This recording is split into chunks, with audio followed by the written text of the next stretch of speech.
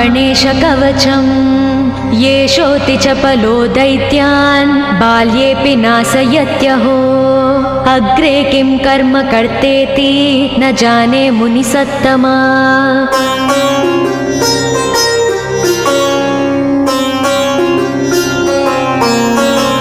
दैत्या नानाविधा दुष्टा साधुदेवद्रुमक्कला अतोऽस्य कण्ठे किञ्चित्यं रक्षां सम्बद्धुमर्णसि ध्यायेत् सिंहगतं विनायकममुं दिर्बाहुमध्ये युगे त्रात्रायां तु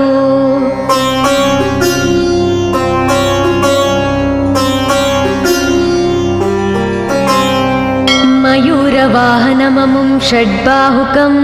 सिद्धम् ईद्वापरे तु गजाननं युगभुजं रक्ताङ्गरागं विभुं तुर्ये तु द्विभुजं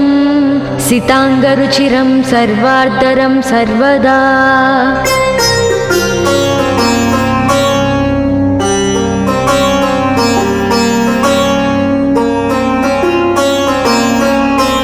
विनायकस्मिकां पातु परमात्मा परात्परः अतिसुन्दरकायस्तु मस्तकं सुमहोत्कटः ललाटं कश्यपः पातु भ्रूयुगं तु महोदरः नयने बालचन्द्रस्तु गजास्य श्रोष्ठपल्लवौ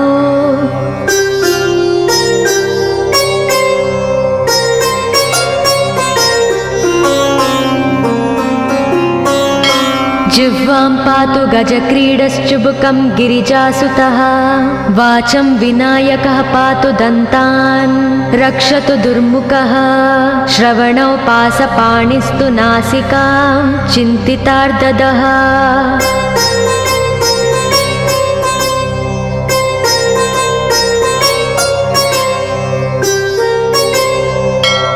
गणेशस्तु मुखं पातु कण्ठं पातु गणाधिपः स्कन्दौ पातु गजस्कन्दः स्तने विघ्नविनाशनः हृदयं गणनादस्तु हेरम्बो जठरं महान् धराधरः पातु पार्ष्णौ पृष्ठं विघ्नहरस्मुभः लिङ्गं गुह्यं सदा पातु वक्रतुण्डो महाबलः गजक्रीडो जानुजङ्गो ऊरु मङ्गलकीर्तिमान् एकदन्तो महाबुद्धिः पादौ गुल्पौ सदावतु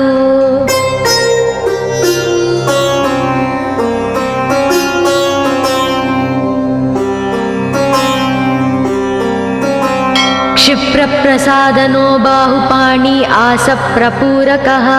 अङ्गुली च नखान् पातु पद्महस्तोरिनासनः सर्वाङ्गानि मयूरेशो विश्वव्यापी सदावतु अनुक्तमपि यत्स्थानं धूमकेतु सदावतु आमोदस्तग्रतः पातु प्रमोदः पृष्ठतोऽवतु प्राच्यां रक्षतु बुद्धि स आज्ञेयां सिद्धिदायकम्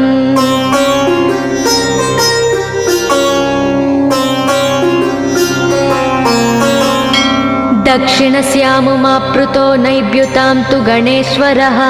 प्रतीच्यां विघ्नहर्ता व्याध्याययां गजकर्णकः कौबेर्यां निधिपः पायादीशान्याविसनन्दनः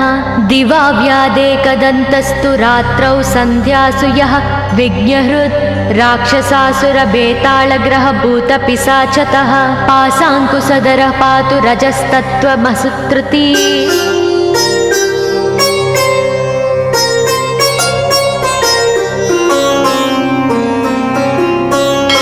ज्ञानं धर्मं च लक्ष्मी च लज्जां कीर्तिं तदाकुलम्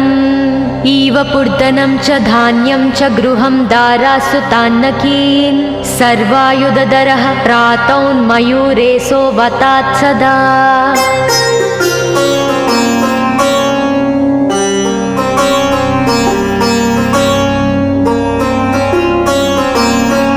कपिलो जानुकं पातु गजास्वान् विकटोऽवतु भूर्जपत्रे लिखित्वेदं यः कण्ठे धारयेत् सुधीः न भयं जायते तस्य यक्षरक्षः पिशाचतः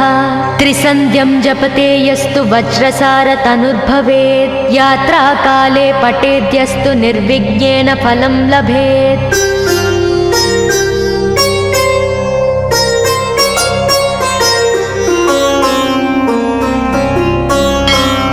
युद्धकाले पठेद्यस्तु विजयं चाप्नुयाद्ध्रुवम् मरणोच्चाटनार्कर्षस्तम्भमोहनकर्मिणी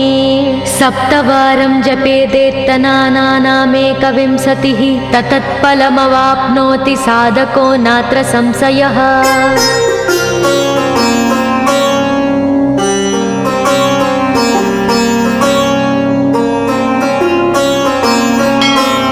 एकविंशतिवारं च पठेत्तावदिनानि यः कारागृहगतं सद्यो राज्ञा व्यजं च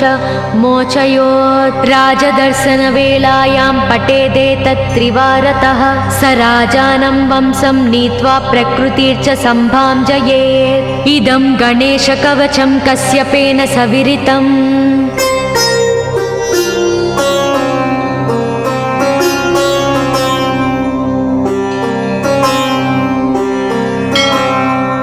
मुद्गलाय च तेनादमाण्डव्याय महर्षये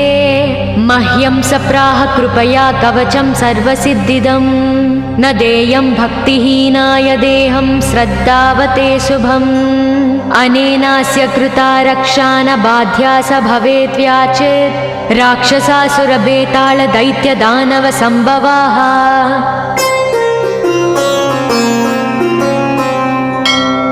इति श्री गणेशपुराणे श्री गणेशकवचं सम्पूर्णम्।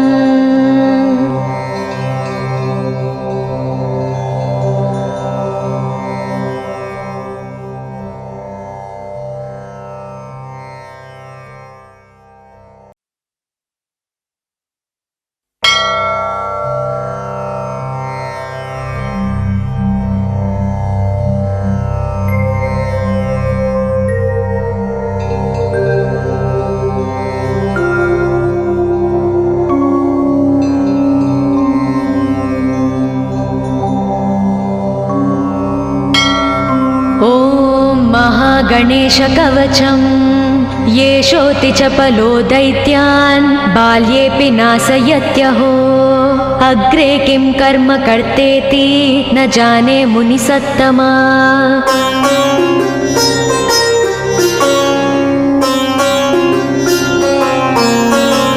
दैत्या नानाविधा दुष्टा साधुदेवद्रुमक्कला अतोऽस्य कण्ठे किञ्चित्यं रक्षां सम्बद्धुमर्णसि ध्यायेत् सिंहगतं विनायकममुं दिर्बाहुमध्ये युगे त्रात्रायां तु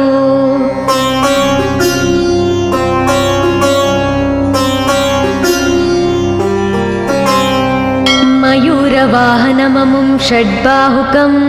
सिद्धम् ईद्वापरे तु गजाननं युगभुजं रक्ताङ्गरागं विभुं तुर्ये तु द्विभुजं सिताङ्गरुचिरं सर्वार्धरं सर्वदा।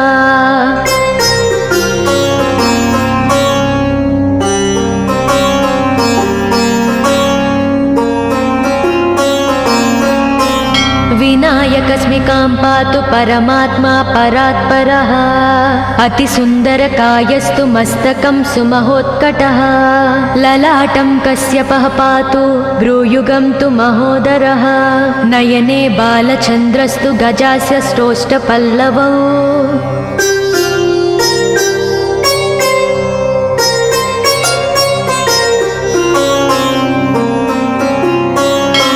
जिह्वां पातु गजक्रीडश्चुबुकं गिरिजासुतः वाचं विनायकः पातु दन्तान् रक्षतु दुर्मुखः श्रवणौ पासपाणिस्तु नासिकां चिन्तितार्ददः।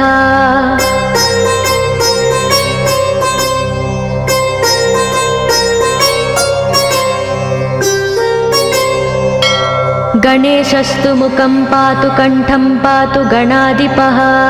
स्कन्दौ पातु गजस्कन्दः स्तने विघ्नविनाशनः हृदयं गणनादस्तु हेरम्बो जठरं महान् धराधरः पातु पार्ष्णौ पृष्ठं विघ्नहरस्मुभः लिङ्गं गुह्यं सदा पातु वक्रतुण्डो महाबलः गजक्रीडो जानुजङ्गो ऊरु मङ्गलकीर्तिमान् एकदन्तो महाबुद्धिः पादौ गुल्पौ सदावतु।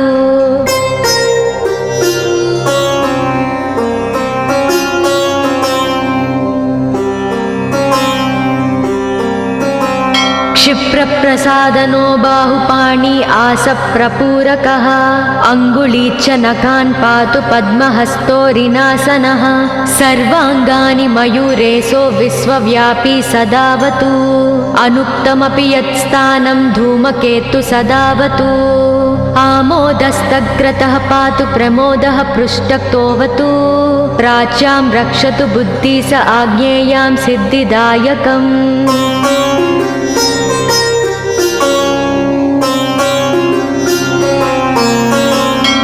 दक्षिणस्यामुमाप्लुतो नैव्युतां तु गणेश्वरः प्रतीच्यां विघ्नहर्ता व्याध्याययां गजकर्णकः कौबेर्यां निधिपः पायादीशान्याविसनन्दनः दिवा व्यादेकदन्तस्तु रात्रौ सन्ध्यासु यः विघ्नहृत् राक्षसासुरबेताళग्रहभूतपिशाचतः पाशाङ्कुशधरः पातु रजस्तत्त्वमसुत्रुती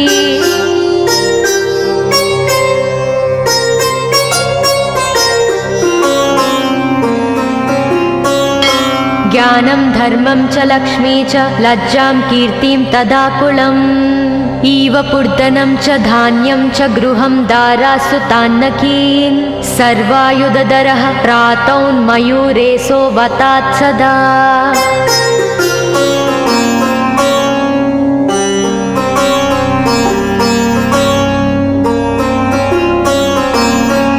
कपिलो जानुकम्पातु गजास्वान् विकटोऽवतु भूर्जपत्रे लिखित्वेदं यः कण्ठे धारयेत् सुधीः न भयं जायते तस्य यक्षरक्षः पिशाचतः त्रिसन्ध्यं जपते यस्तु वज्रसारतनुर्भवेत् यात्राकाले पठेद्यस्तु निर्विघ्नेन फलं लभेत्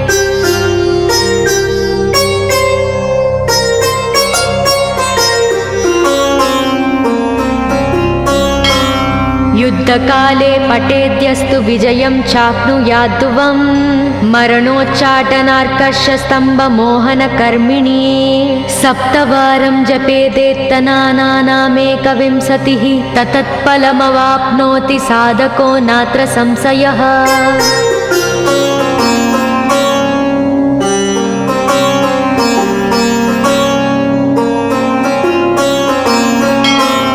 एकविंशतिवारं च पठेत्तावदिनानि यः कारागृहगतं सद्यो राज्ञा व्यजं च मोचयोत् राजदर्शनवेलायां पठेदेतत्त्रिवारतः स राजानं वंशं नीत्वा प्रकृतिर्च सम्भां जयेत् इदं गणेशकवचं कश्यपेन सविरितम्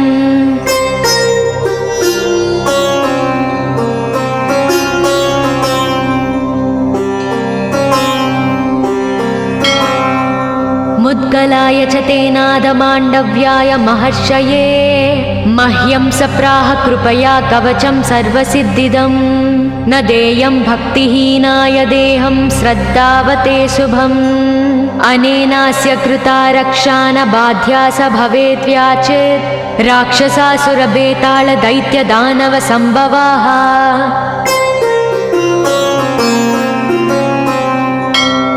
इति श्रीगणेशपुराणे श्रीगणेशकवचं सम्पूर्णम्।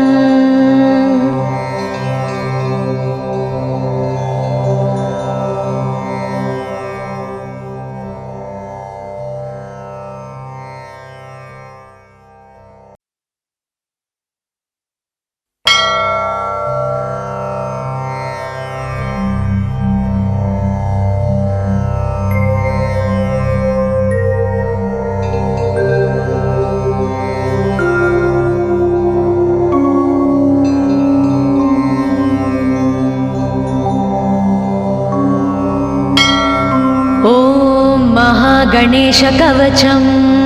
येषोऽति चपलो दैत्यान् बाल्येऽपि नाशयत्यहो अग्रे किं कर्म कर्तेति न जाने मुनिसत्तमा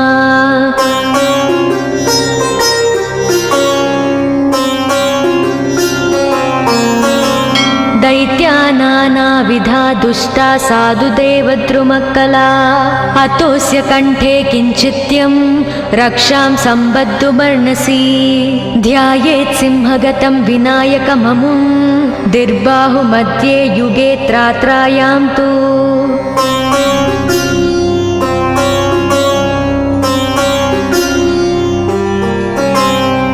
मयूरवाहनममुं षड्बाहुकं सिद्धम् ईद्वापरे तु गजाननं युगभुजं रक्ताङ्गरागं विभुं तुर्ये तु द्विभुजं सिताङ्गरुचिरं सर्वार्धरं सर्वदा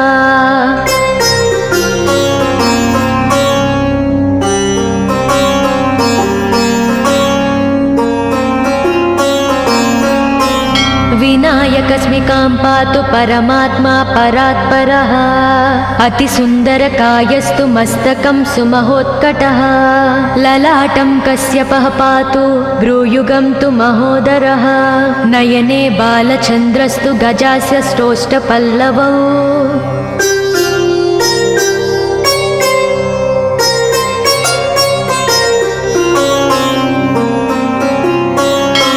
जिह्वां पातु गजक्रीडश्चुबुकं गिरिजासुतः वाचं विनायकः पातु दन्तान् रक्षतु दुर्मुखः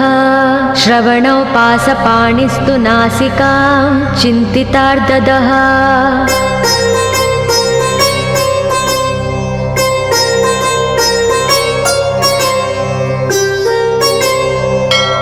गणेशस्तु मुखं पातु कण्ठं पातु गणाधिपः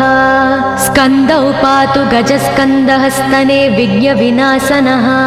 हृदयं गणनादस्तु हेरम्बो जठरं महान् धराधरः पातु पार्ष्णौ पृष्ठं विघ्नहरस्मुभः लिङ्गं गुह्यं सदा पातु वक्रतुण्डो महाबलः गजक्रीडो जानुजङ्गो ऊरु मङ्गलकीर्तिमान् एकदन्तो महाबुद्धिः पादौ गुल्पौ सदावतु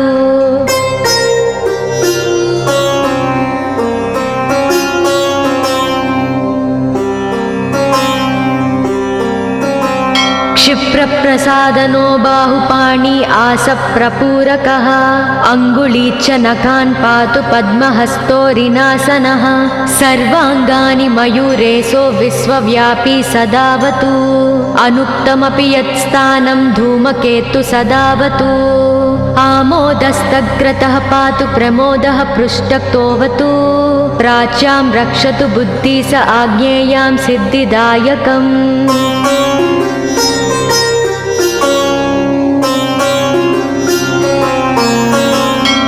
दक्षिणस्यामुमाप्लुतो नैव्युतां तु गणेश्वरः प्रतीच्यां विघ्नहर्ता व्याध्याययां गजकर्णकः कौबेर्यां निधिपः पायादीशान्याविसनन्दनः दिवा व्यादेकदन्तस्तु रात्रौ सन्ध्यासु यः विघ्नहृत् राक्षसासुरबेताళग्रहभूतपिशाचतः पाशाङ्कुशधरः पातु रजस्तत्त्वमसुत्कृती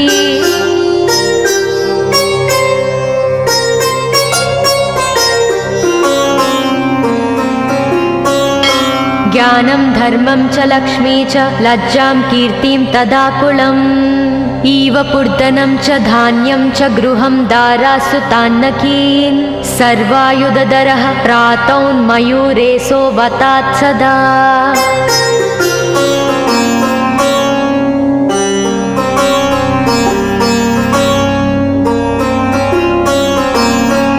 कपिलो जानुकं पातु गजास्वान् विकटोऽवतु भूर्जपत्रे लिखित्वेदं यः कण्ठे धारयेत् सुधीः न भयं जायते तस्य यक्षरक्षः पिशाचतः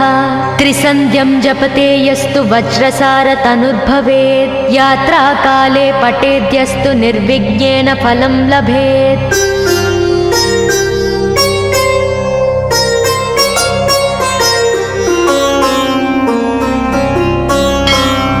युद्धकाले पठेद्यस्तु विजयं चाप्नुयाद्ध्रुवम् मरणोच्चाटनार्कषस्तम्भमोहनकर्मिणी सप्तवारं जपेदेत्तनानामेकविंशतिः ततत्फलमवाप्नोति साधको नात्र संशयः।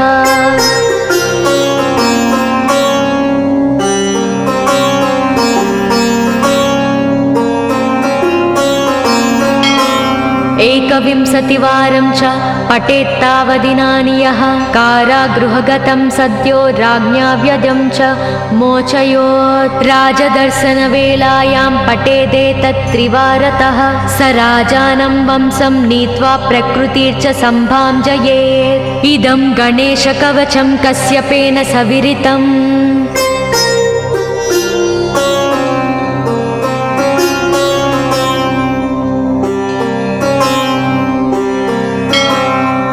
मुद्गलाय च तेनादमाण्डव्याय महर्षये मह्यं सप्राह कृपया कवचं सर्वसिद्धिदं न देयं भक्तिहीनाय देहं श्रद्धावते शुभम्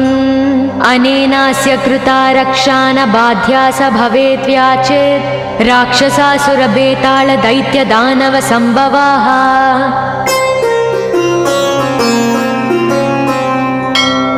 इति श्री गणेशपुराणे श्री गणेशकवचं सम्पूर्णम्।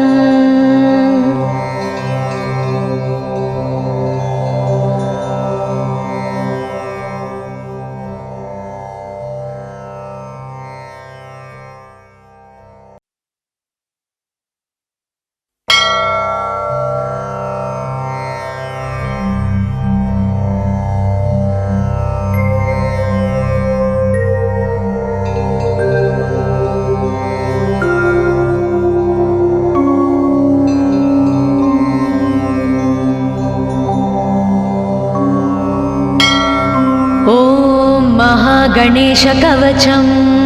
येषोऽति चपलो दैत्यान् बाल्येऽपि नाशयत्यहो अग्रे किं कर्म कर्तेति न जाने मुनिसत्तमा।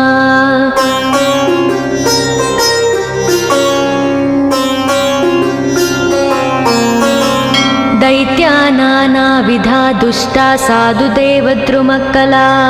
अतोऽस्य कण्ठे किञ्चित्यं रक्षां सम्बद्धुमर्णसि ध्यायेत् सिंहगतं विनायकममुं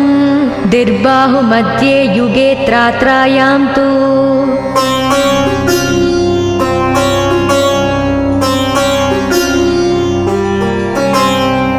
मयूरवाहनममुं षड्बाहुकं सिद्धम् ईद्वापरे तु गजाननं युगभुजं रक्ताङ्गरागं विभुं तुर्येतु द्विभुजं सिताङ्गरुचिरं सर्वार्धरं सर्वदा।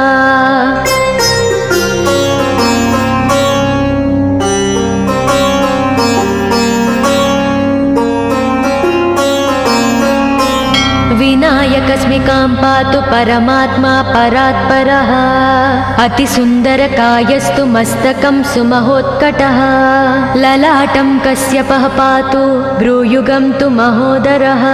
नयने बालचन्द्रस्तु गजास्य स्रोष्ठपल्लवौ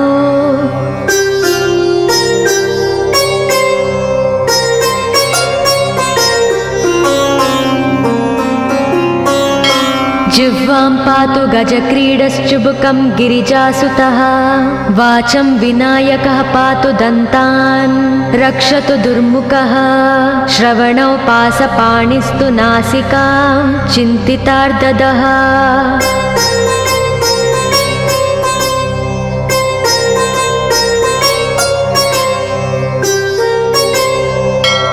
गणेशस्तु मुखं पातु कण्ठं पातु गणाधिपः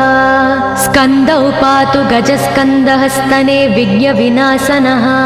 हृदयं गणनादस्तु हेरम्बो जठरं महान् धराधरः पातु पार्ष्णौ पृष्ठं विघ्नहरस्मुभः लिङ्गं गुह्यं सदा पातु वक्रतुण्डो महाबलः गजक्रीडो जानुजङ्गो ऊरु मङ्गलकीर्तिमान् एकदन्तो महाबुद्धिः पादौ गुल्पौ सदावतु।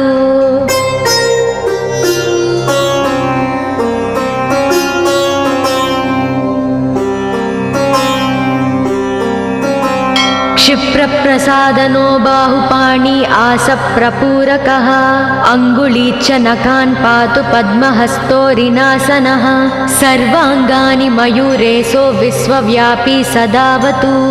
अनुक्तमपि यत्स्थानं धूमकेतु सदावतु आमोदस्तग्रतः पातु प्रमोदः पृष्ठतोऽवतु प्राच्यां रक्षतु बुद्धि स आज्ञेयां सिद्धिदायकम्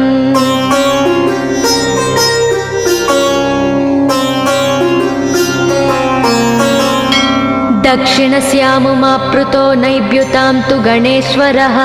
प्रतीच्यां विघ्नहर्ता व्याध्याययां गजकर्णकः कौबेर्यां निधिपः पायादीशान्याविसनन्दनः दिवा व्यादेकदन्तस्तु रात्रौ सन्ध्यासु यः विघ्नहृत् राक्षसासुरबेताళग्रहभूतपिशाचतः पासाङ्कुशधरः पातु रजस्तत्त्वमसुत्रुती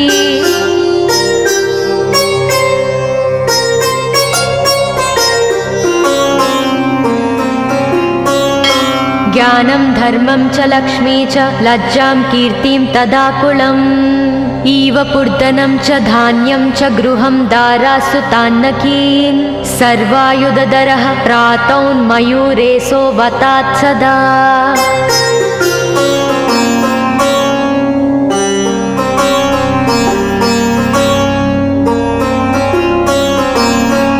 कपिलो जानुकम्पातु गजास्वान् विकटोऽवतु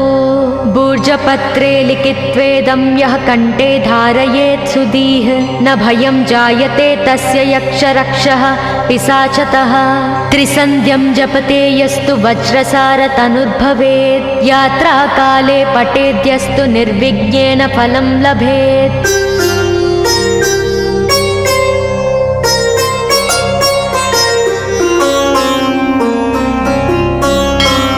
युद्धकाले पठेद्यस्तु विजयं चाप्नुयाद्ध्रुवम् मरणोच्चाटनार्कर्षस्तम्भमोहनकर्मिणी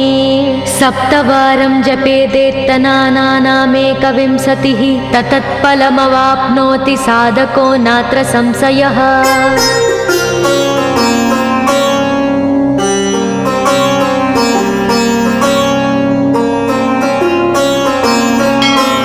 एकविंशतिवारं च पठेत्तावदिनानि यः कारागृहगतं सद्यो राज्ञा व्यजं च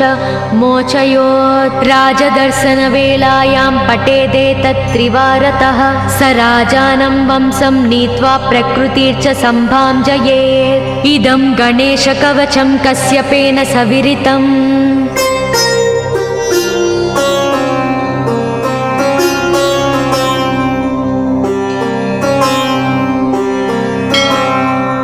मुद्गलाय च तेनादमाण्डव्याय महर्षये मह्यं सप्राह कृपया कवचं सर्वसिद्धिदं न देयं भक्तिहीनाय देहं श्रद्धावते शुभम् अनेनास्य कृता रक्षा न बाध्या स भवेत् व्याचेत् राक्षसासुरबेताళदैत्यदानवसम्भवाः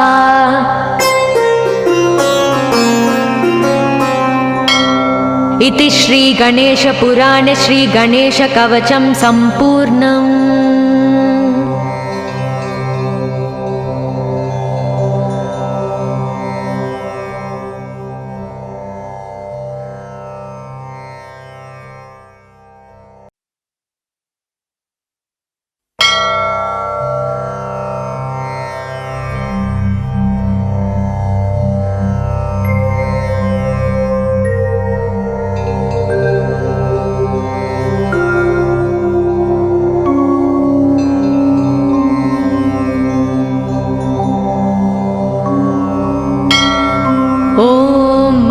गणेशकवचं येषोऽति चपलो दैत्यान् बाल्येऽपि नाशयत्यहो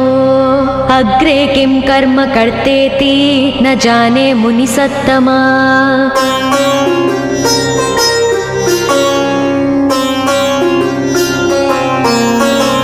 दैत्यान् नानाविधा दुष्टा साधुदेवद्रुमक्कला अतोऽस्य कण्ठे किञ्चित्यं रक्षां सम्बद्धुमर्णसि ध्यायेत् सिंहगतं विनायकममुं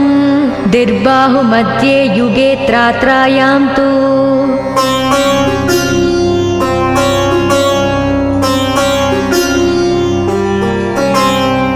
मयूरवाहनममुं षड्बाहुकं सिद्धम् ईद्वापरे तु गजाननं युगभुजं रक्ताङ्गरागं विभुं तुर्ये तु द्विभुजं सिताङ्गरुचिरं सर्वार्धरं सर्वदा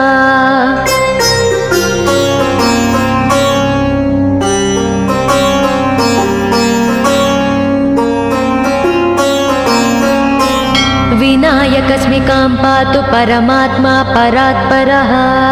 अतिसुन्दरकायस्तु मस्तकं सुमहोत्कटः ललाटं कश्यपः पातु भ्रूयुगं तु महोदरः नयने बालचन्द्रस्तु गजास्य श्रोष्ठपल्लवौ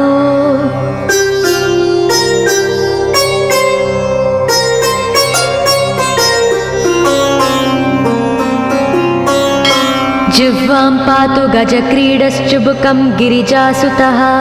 वाचं विनायकः पातु दन्तान् रक्षतु दुर्मुखः श्रवणौ पासपाणिस्तु नासिकां चिन्तितार्ददः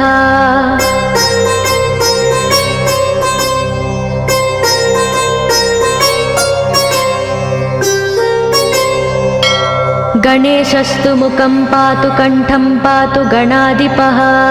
स्कन्दौ पातु गजस्कन्दः स्तने विघ्नविनाशनः हृदयं गणनादस्तु हेरम्बो जठरं महान् धराधरः पातु पार्ष्णौ पृष्ठं विघ्नहरस्मुभः लिङ्गं गुह्यं सदा पातु वक्रतुण्डो महाबलः गजक्रीडो जानुजङ्गो ऊरु मङ्गलकीर्तिमान् एकदन्तो महाबुद्धिः पादौ गुल्पौ सदावतु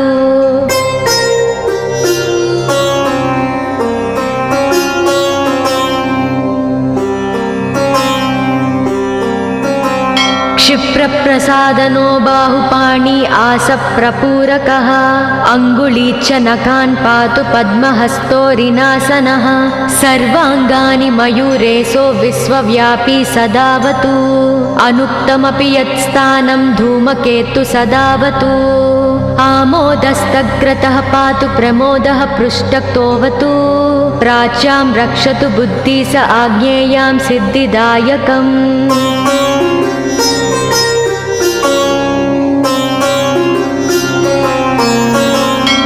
दक्षिणस्यामुमाप्लुतो नैव्युतां तु गणेश्वरः प्रतीच्यां विघ्नहर्ता व्याध्याययां गजकर्णकः कौबेर्यां निधिपः पायादीशान्याविसनन्दनः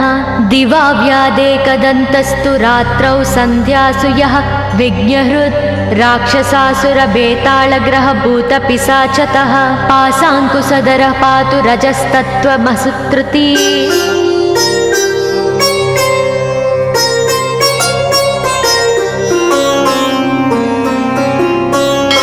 ज्ञानं धर्मं च लक्ष्मी च लज्जां कीर्तिं तदाकुलम् इव पूर्धनं च धान्यं च गृहं दारासुतान्नकीन् सर्वायुधधरः प्रातौन्मयूरेशो वतात् सदा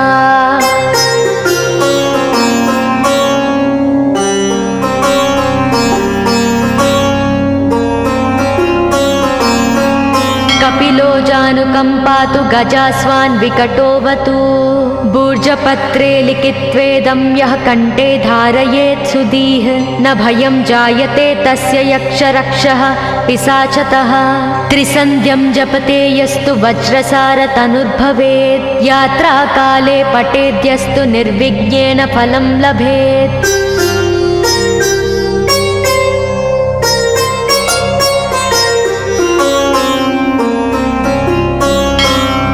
युद्धकाले पठेद्यस्तु विजयं चाप्नुयाद्ध्रुवम्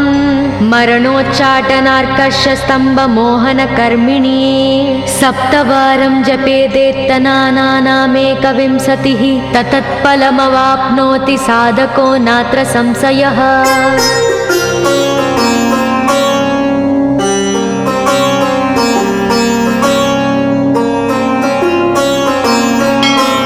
एकविंशतिवारं च पठेत्तावदिनानि यः कारागृहगतं सद्यो राज्ञा व्यदं च मोचयोत्। राजदर्शनवेलायां पठेदेतत्त्रिवारतः स राजानं वंशं नीत्वा प्रकृतिर्च सम्भाञ्जयेत्। इदं गणेशकवचं कश्यपेन सविरितम्।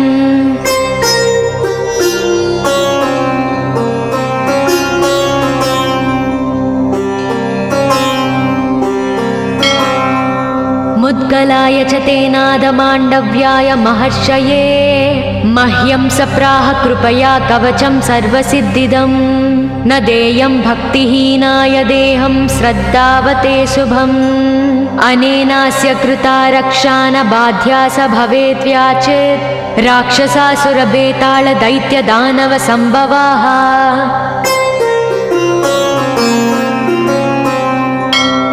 इति श्रीगणेशपुराणे श्रीगणेशकवचं सम्पूर्णम्।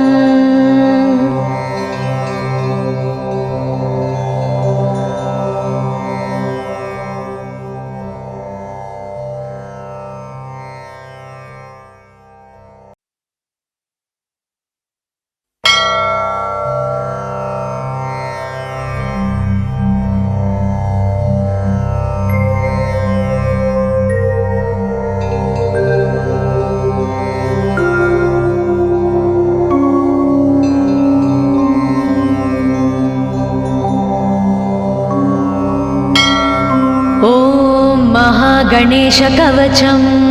येषोति च पलो दैत्यान् बाल्येऽपि नाशयत्यहो। अग्रे किं कर्म कर्तेति न जाने मुनिसत्तमा।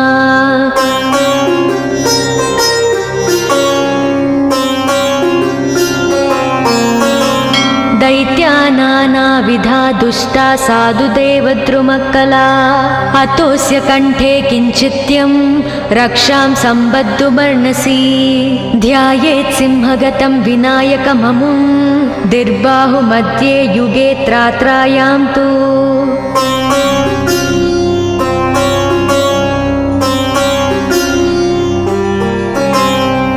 मयूरवाहनममुं षड्बाहुकं सिद्धम्। ईद्वापरे तु गजाननं युगभुजं रक्ताङ्गरागं। विभुं तुर्येतु द्विभुजं सिताङ्गरुचिरं सर्वार्धरं सर्वदा।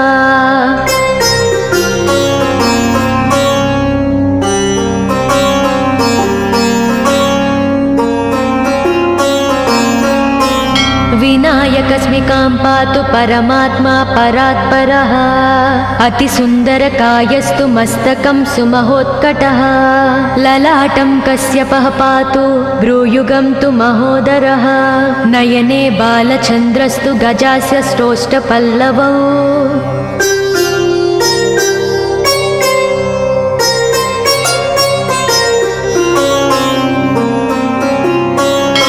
जिह्वां पातु गजक्रीडश्चुबुकं गिरिजासुतः।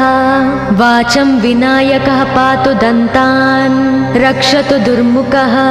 श्रवणौ पासपाणिस्तु नासिकां चिन्तितार्ददः।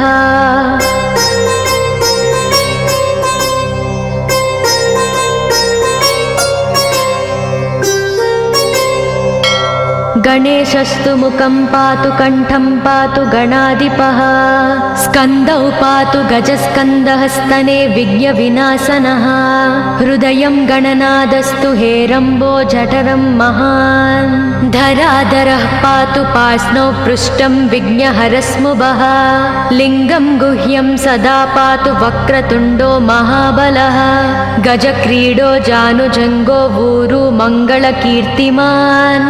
एकदन्तो महाबुद्धिः पादौ गुल्पौ सदावतु।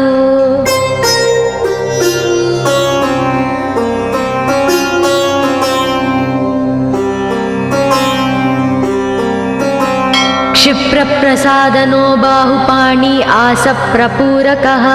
अङ्गुली च नखान् पातु पद्महस्तोरिनासनः सर्वाङ्गानि मयूरेशो विश्वव्यापी सदावतु अनुक्तमपि यत्स्थानं धूमकेतु सदावतु आमोदस्तग्रतः पातु प्रमोदः पृष्ठक्तोऽवतु प्राच्यां रक्षतु बुद्धि स आज्ञेयां सिद्धिदायकम्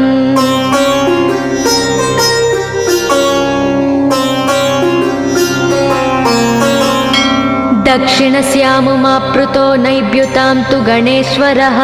प्रतीच्यां विघ्नहर्ता व्याध्याययां गजकर्णकः कौबेर्यां निधिपः पायादीशान्याविसनन्दनः दिवा व्यादेकदन्तस्तु रात्रौ सन्ध्यासु यः विघ्नहृत् राक्षसासुरबेतालग्रहभूतपिशाचतः पाशाङ्कुशधरः पातु रजस्तत्त्वमसुत्रुती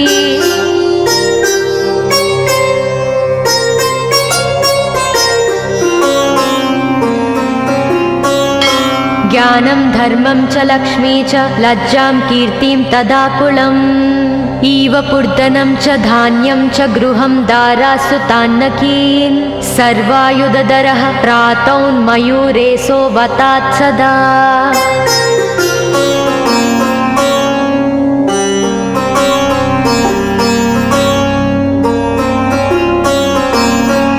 कपिलो जानुकम्पातु गजास्वान् विकटोऽवतु भूर्जपत्रे लिखित्वेदं यः कण्ठे धारयेत् सुधीः न भयं जायते तस्य यक्षरक्षः पिशाचतः त्रिसन्ध्यं जपते यस्तु वज्रसारतनुर्भवेत् यात्राकाले पठेद्यस्तु निर्विघ्नेन फलं लभेत्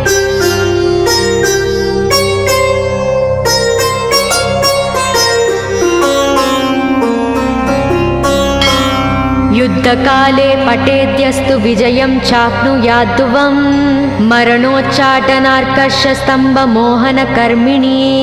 सप्तवारं जपेदेत्तनानामेकविंशतिः ततत्फलमवाप्नोति साधको नात्र संशयः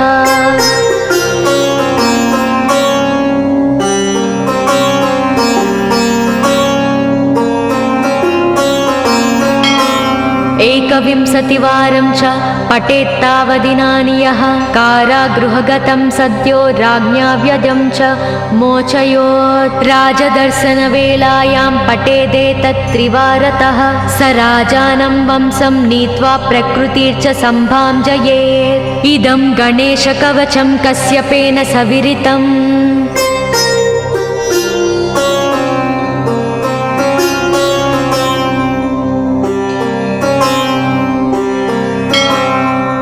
मुद्गलाय च तेनादमाण्डव्याय महर्षये मह्यं सप्राह कृपया कवचं सर्वसिद्धिदं न देयं भक्तिहीनाय देहं श्रद्धावते शुभम् अनेनास्य कृता रक्षा न बाध्या स भवेद्व्याचेत् राक्षसासुरबेतालदैत्यदानवसम्भवाः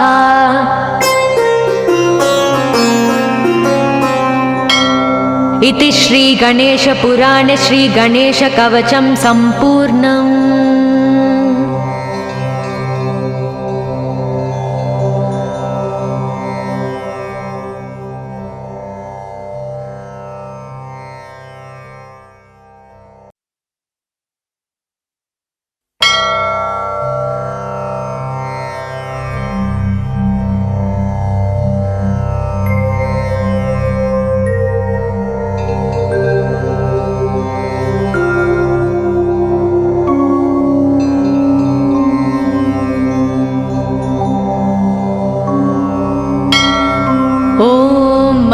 गणेशकवचं येषोऽति चपलो दैत्यान् बाल्येऽपि नाशयत्यहो अग्रे किं कर्म कर्तेति न जाने मुनिसत्तमा।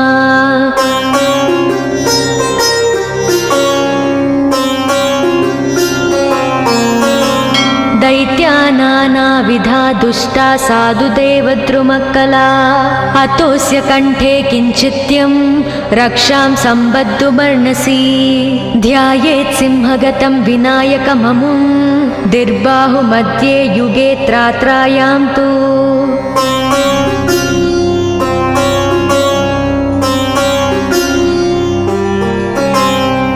मयूरवाहनममुं षड्बाहुकं सिद्धम् ईद्वापरे तु गजाननं युगभुजं रक्ताङ्गरागं विभुं तुर्ये तु द्विभुजं सिताङ्गरुचिरं सर्वार्धरं सर्वदा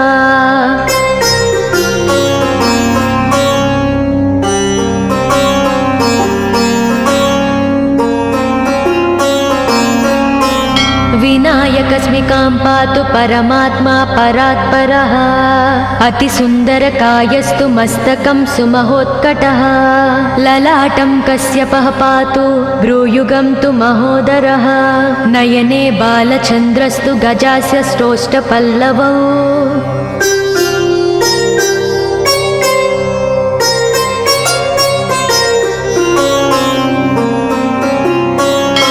जिह्वां पातु गजक्रीडश्चुबुकं गिरिजासुतः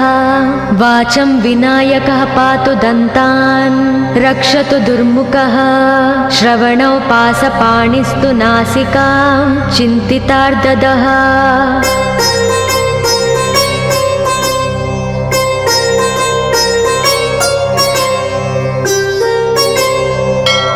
गणेशस्तु मुखं पातु कण्ठं पातु गणाधिपः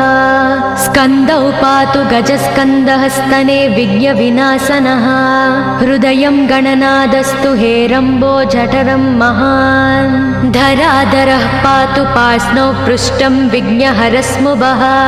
लिङ्गं गुह्यं सदा पातु वक्रतुण्डो महाबलः गजक्रीडो जानुजङ्गो ऊरु मङ्गलकीर्तिमान् एकदन्तो महाबुद्धिः पादौ गुल्पौ सदावतु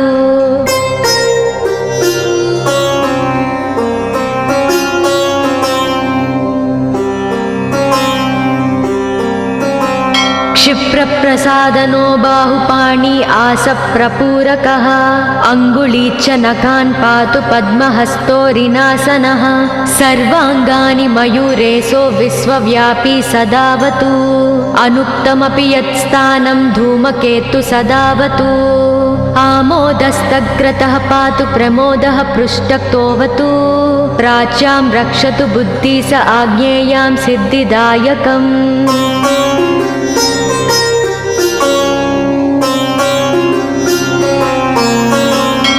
दक्षिणस्यामुमाप्लुतो नैव्युतां तु गणेश्वरः प्रतीच्यां विघ्नहर्ता व्याध्याययां गजकर्णकः कौबेर्यां निधिपः पायादीशान्याविसनन्दनः दिवा व्यादेकदन्तस्तु रात्रौ सन्ध्यासु यः विघ्नहृत् राक्षसासुरबेताళग्रहभूतपिशाचतः पाशाङ्कुशधरः पातु रजस्तत्त्वमसुकृती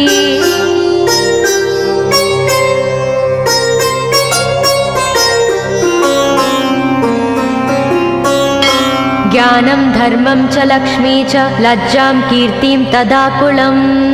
इव पूर्धनं च धान्यं च गृहं दारासु तान्नकीन् सर्वायुधधरः प्रातौन्मयूरेशो वतात् सदा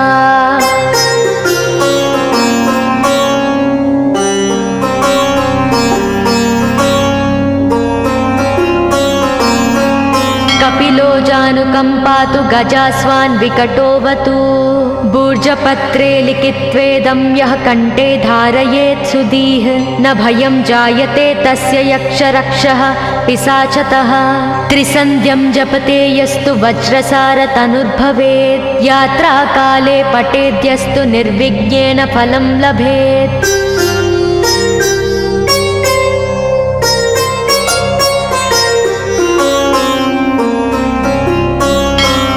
युद्धकाले पठेद्यस्तु विजयं चाप्नुयाद्ध्रुवम्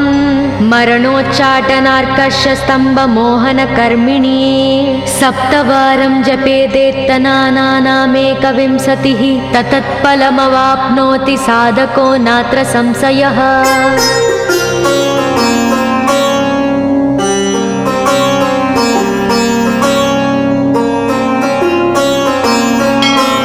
एकविंशतिवारं च पठेत्तावदिनानि यः कारागृहगतं सद्यो राज्ञा व्यजं च मोचयोत् राजदर्शनवेलायां पठेदेतत्त्रिवारतः स राजानं वंशं नीत्वा प्रकृतिर्च सम्भाञ्जयेत् इदं गणेशकवचं कश्यपेन सविरितम्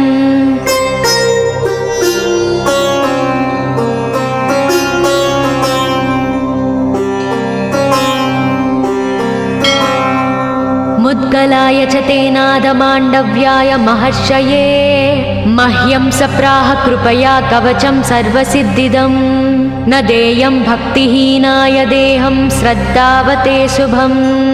अनेनास्य कृता रक्षा न बाध्या स भवेद्व्याचित् राक्षसासुरबेतालदैत्यदानवसम्भवाः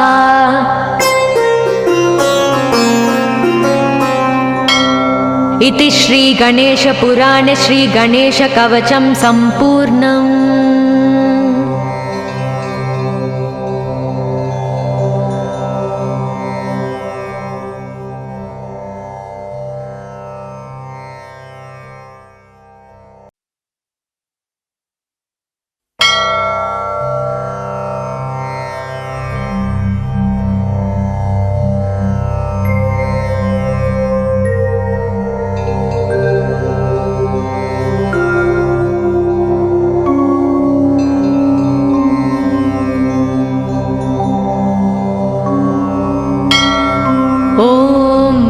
गणेशकवचं येषोऽति चपलो दैत्यान् बाल्येऽपि नाशयत्यहो अग्रे किं कर्म कर्तेति न जाने मुनिसत्तमा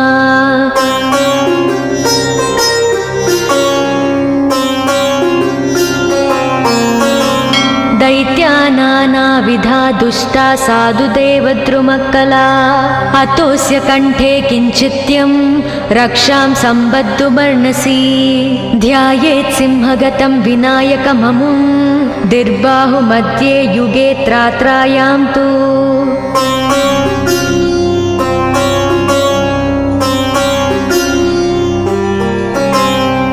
मयूरवाहनममुं षड्बाहुकं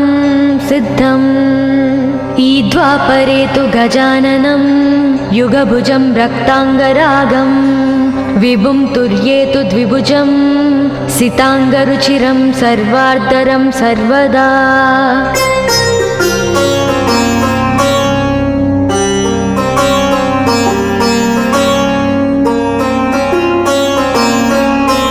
विनायकस्मिकां पातु परमात्मा परात्परः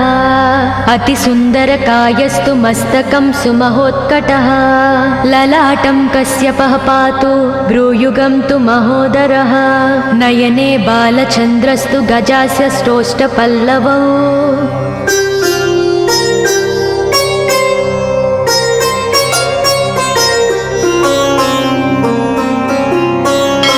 जिह्वां पातु गजक्रीडश्चुबुकं गिरिजासुतः वाचं विनायकः पातु दन्तान् रक्षतु दुर्मुखः श्रवणौ पासपाणिस्तु नासिकां चिन्तितार्ददः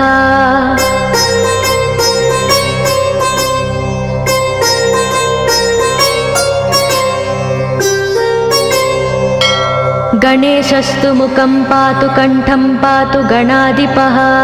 स्कन्दौ पातु गजस्कन्दः स्तने विघ्नविनाशनः हृदयं गणनादस्तु हेरम्बो जठरं महान् धराधरः पातु पार्ष्णौ पृष्ठं विघ्नहरस्मुभः लिङ्गं गुह्यं सदा पातु वक्रतुण्डो महाबलः गजक्रीडो जानुजङ्गो ऊरु मङ्गलकीर्तिमान् एकदन्तो महाबुद्धिः पादौ गुल्पौ सदावतु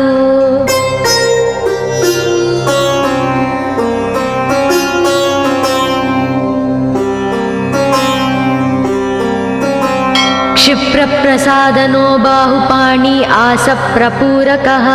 अङ्गुलीच्च नखान् पातु पद्महस्तोरिनासनः सर्वाङ्गानि मयूरेशो विश्वव्यापी सदावतु अनुक्तमपि यत्स्थानं धूमकेतु सदावतु आमोदस्तग्रतः पातु प्रमोदः पृष्ठतोऽवतु प्राच्यां रक्षतु बुद्धि स आज्ञेयां सिद्धिदायकम्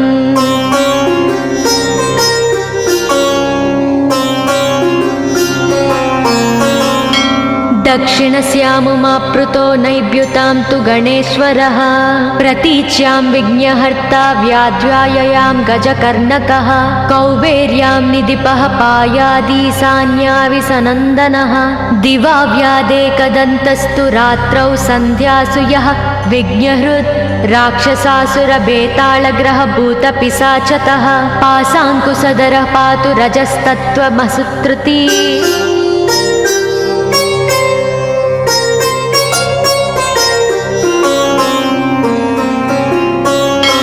ज्ञानं धर्मं च लक्ष्मी च लज्जां कीर्तिं तदाकुलम् इव पूर्धनं च धान्यं च गृहं दारासु तान्नकीन् सर्वायुधधरः प्रातौन्मयूरेशो वतात् सदा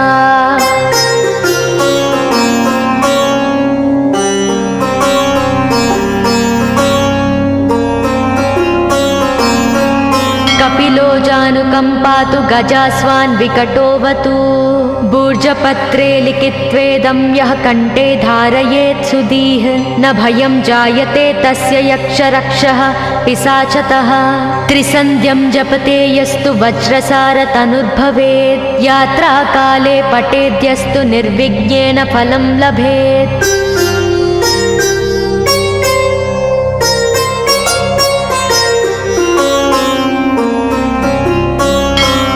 युद्धकाले पठेद्यस्तु विजयं चाप्नुयाद्ध्रुवम् मरणोच्चाटनार्कषस्तम्भमोहनकर्मिणी सप्तवारं जपेदेत्तनानामेकविंशतिः ततत्फलमवाप्नोति साधको नात्र संशयः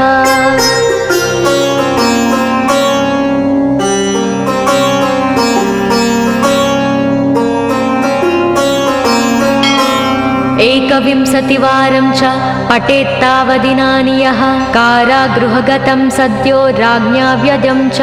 मोचयोत् राजदर्शनवेलायां पठेदेतत्त्रिवारतः स राजानं वंशं नीत्वा प्रकृतिर्च सम्भाञ्जयेत् इदं गणेशकवचं कश्यपेन सविरितम्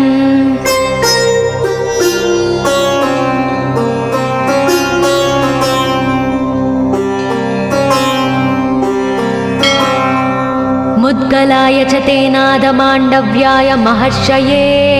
मह्यं सप्राह कृपया कवचं सर्वसिद्धिदं न देयं भक्तिहीनाय देहं श्रद्धावते शुभम् अनेनास्य कृता रक्षा न बाध्या स भवेत् व्याचेत् राक्षसासुरबेतालदैत्यदानवसम्भवाः